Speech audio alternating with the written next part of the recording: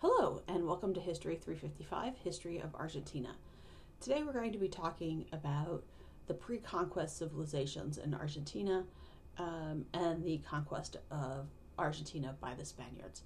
I want to start off by talking today briefly about something that is a little difficult to comprehend and a little bit difficult to understand.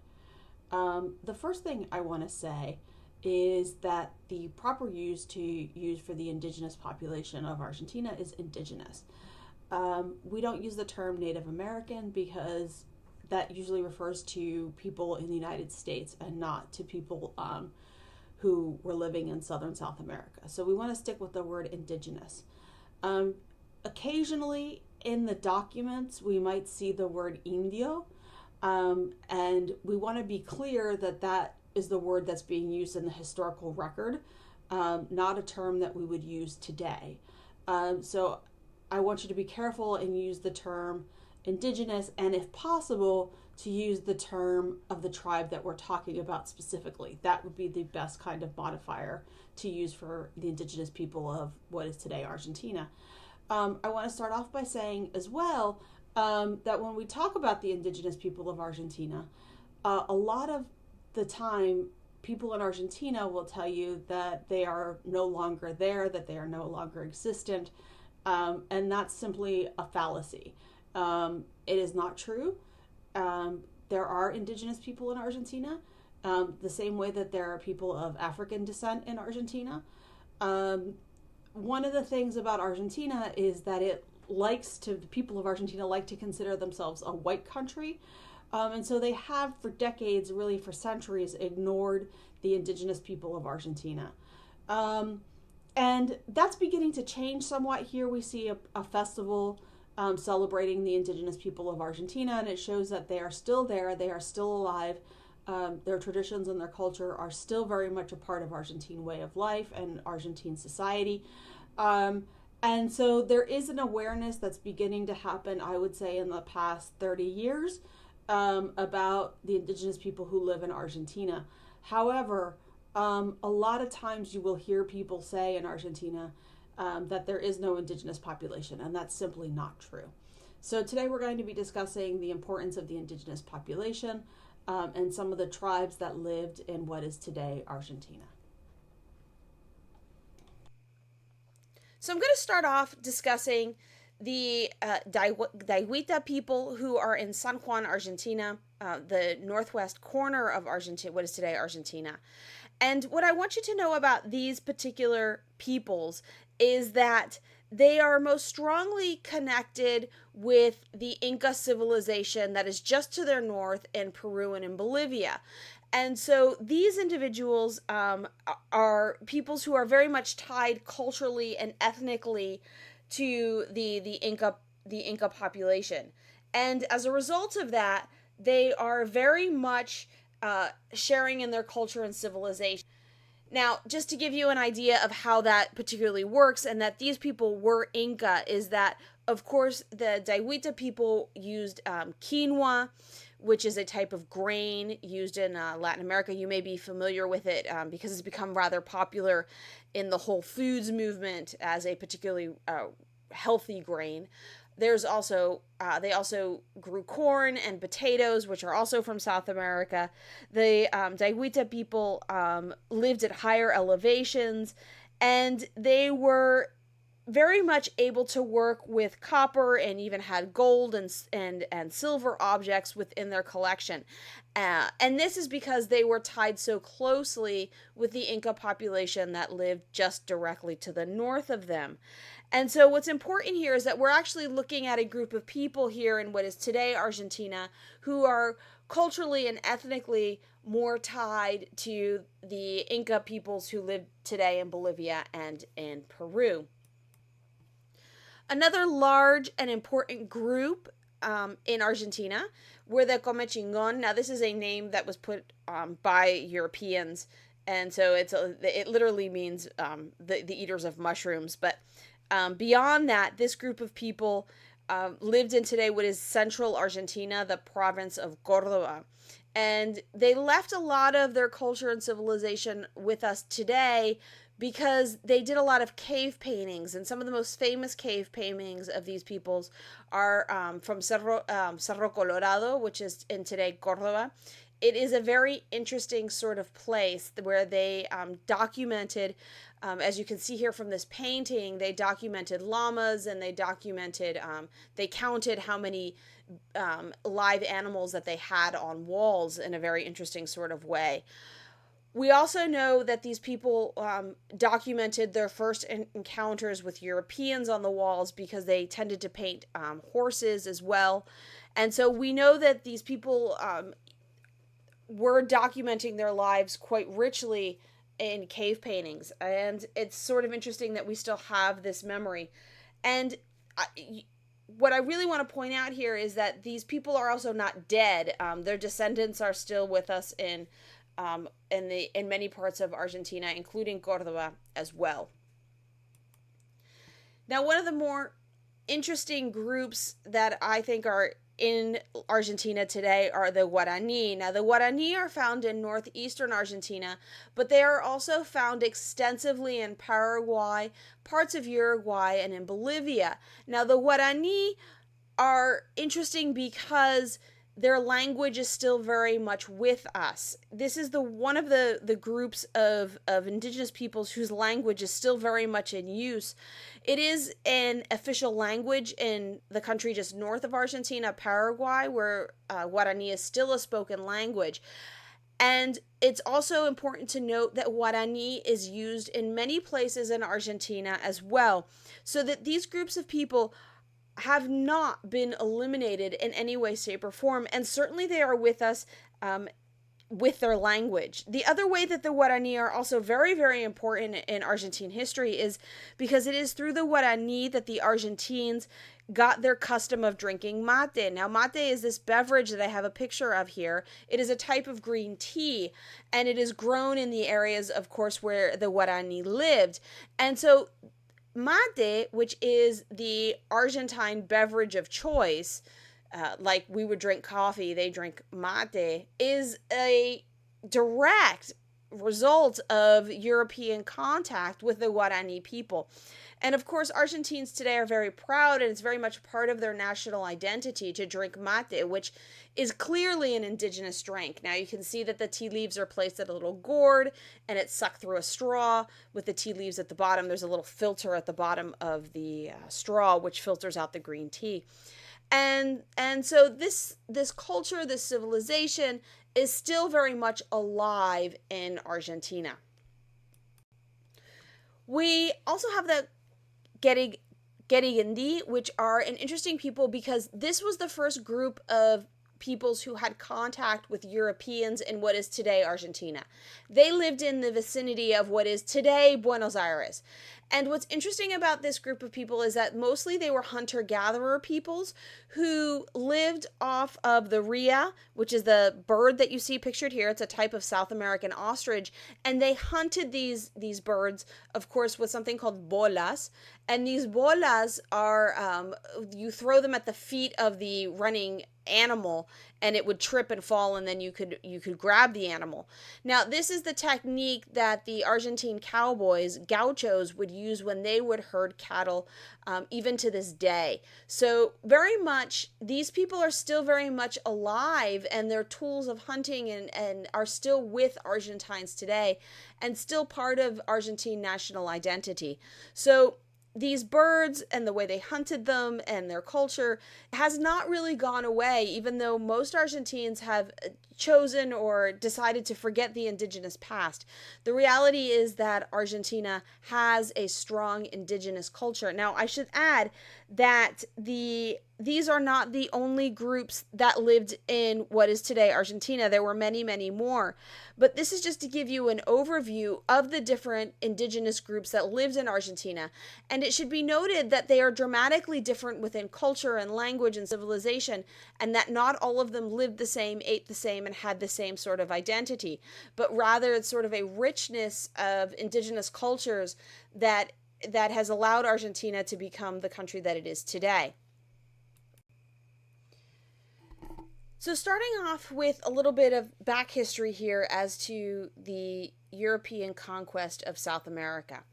In 1493, when Columbus returned to Spain after his voyages to the New World, the Spanish and the Portuguese decided to split the world among themselves. And what they did is they drew a line through the center of what was then the known world.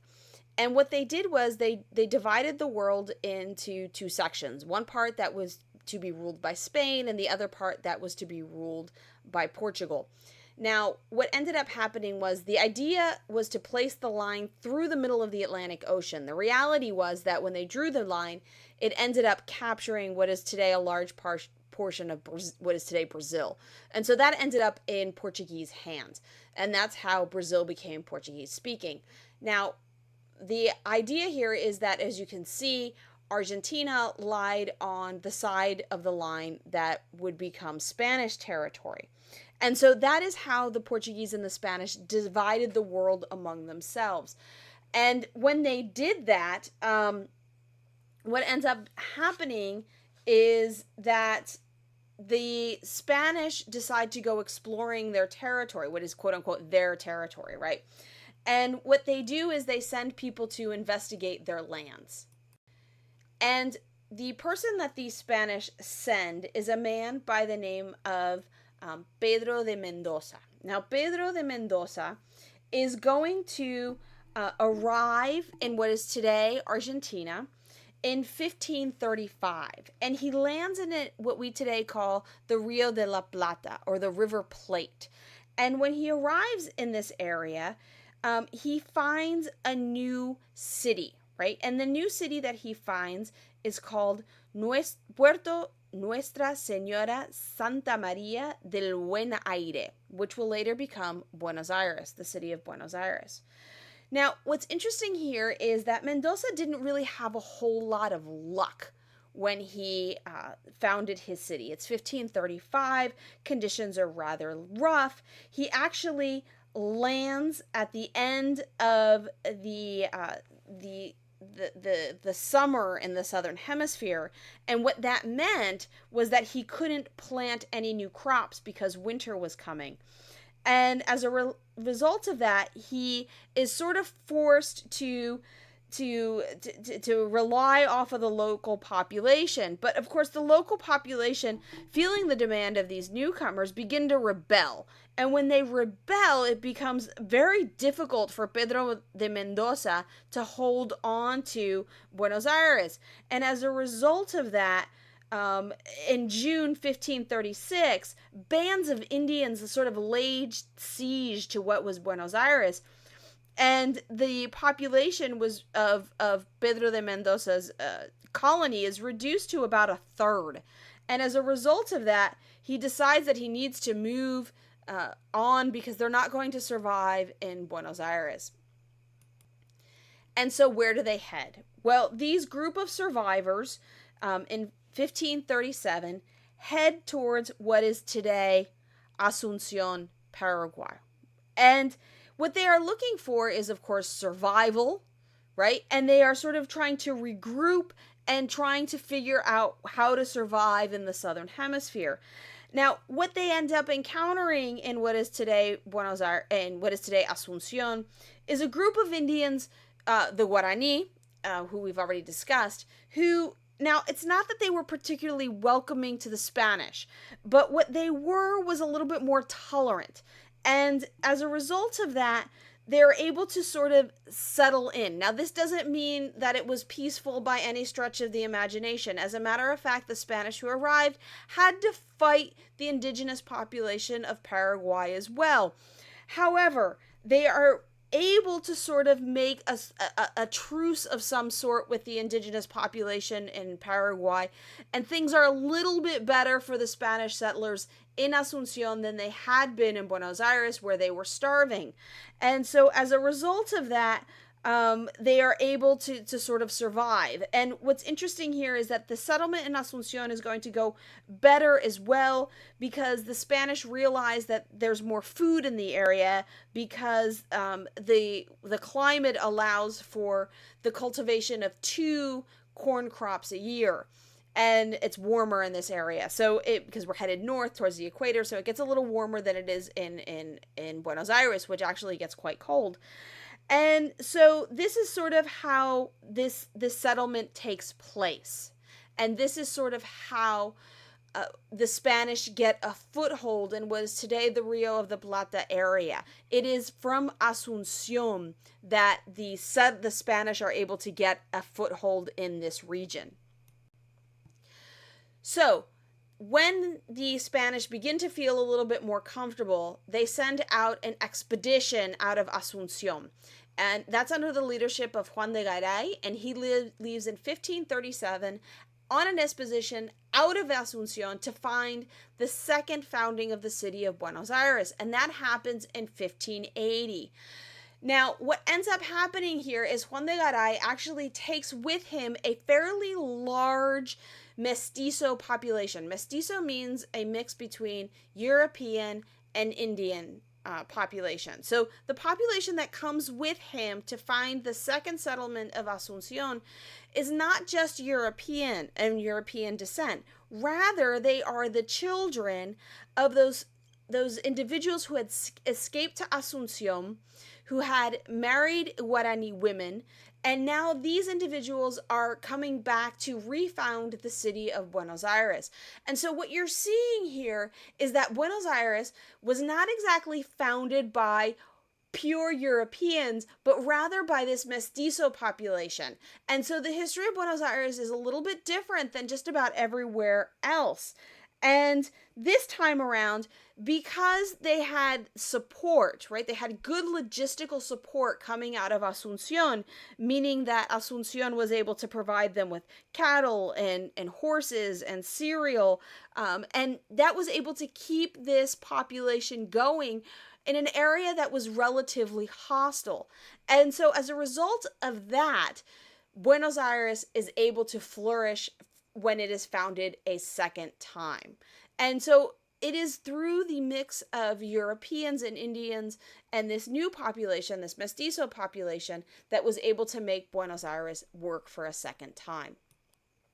Now the question is, why is Buenos Aires so important? What is the deal here? Why do they care to find this city in this particular area? Why were the Spanish and these Europeans so interested? Well, first of all, it sits on an estuary that leads to the South Atlantic, right? And so that's important.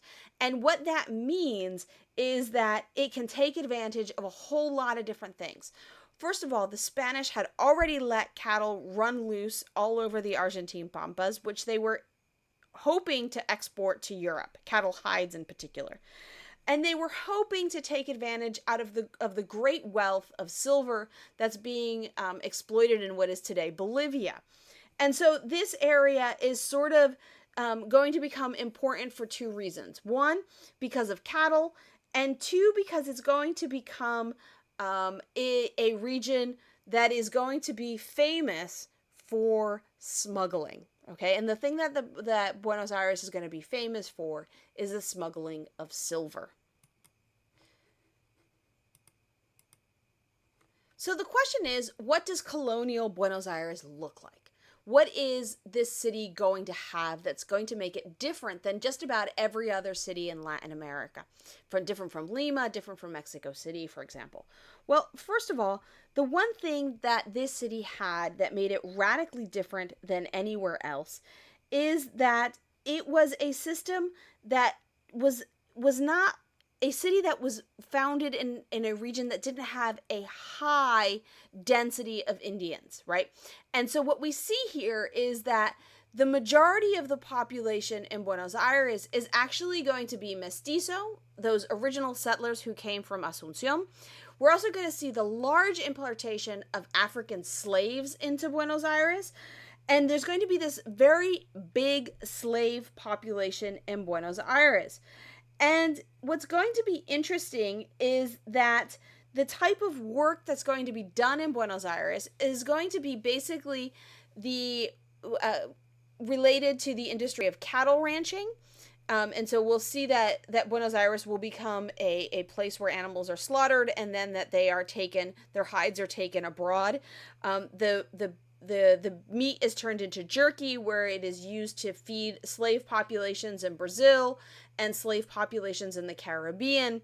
And so what we see here is that Buenos Aires is an important city, but it is not the most important city in Latin America during the colonial period. The most important cities in Latin America are going to be Lima, which is in Peru. It's going to be Mexico City, which of course is in Mexico. We'll also see important cities along the Brazilian coast, but we don't really see a really very big sort of flourishing population in Buenos Aires because it didn't have all that much to provide. And it was sort of considered a backwater for the rest of the world. And so what that meant was that smuggling could happen here, right? And so Buenos Aires, like I said, becomes famous for its smuggling and famous for illegal silver coming out of Peru. And so if you wanted illegal stuff, right? If you wanted to sell your goods on the black market, you did that in Buenos Aires. And so Buenos Aires had this seedy component to it, right? I mean, it's a population composed of basically mestizos and Africans, and it has this sort of interesting economy. Unlike the rest of Latin America, the one thing that the Spanish were never really able to do in Buenos Aires was control it. And so Buenos Aires becomes a backwater, and it's an interesting place in and of itself. One of the things that makes Buenos Aires so interesting as a result of this sort of backwater status is the use of language in Buenos Aires. Now, many people will tell you that Argentine Spanish is a little bit different than what you'll hear in Mexico and in Peru and in Spain. And of course, everybody speaks with different accents throughout Latin America and a different way of pronouncing words.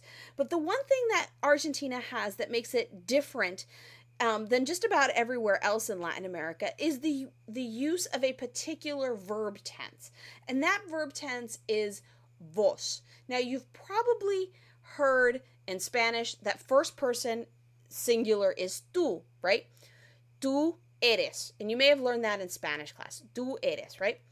But in Argentina, it is vos sos. So you have this informal, unusual conjugation in Spanish. And that's what I want you to really hold on to. And the reason that it's unusual is because Buenos Aires didn't have contact with the rest of the world, or much contact with the rest of the colonial world. So while the rest of the world, the Spanish-speaking world, the language is evolving and changing and becoming different, and people are using a different conjugation known as tú, in Argentina, it stays as vos. It's the old Spanish.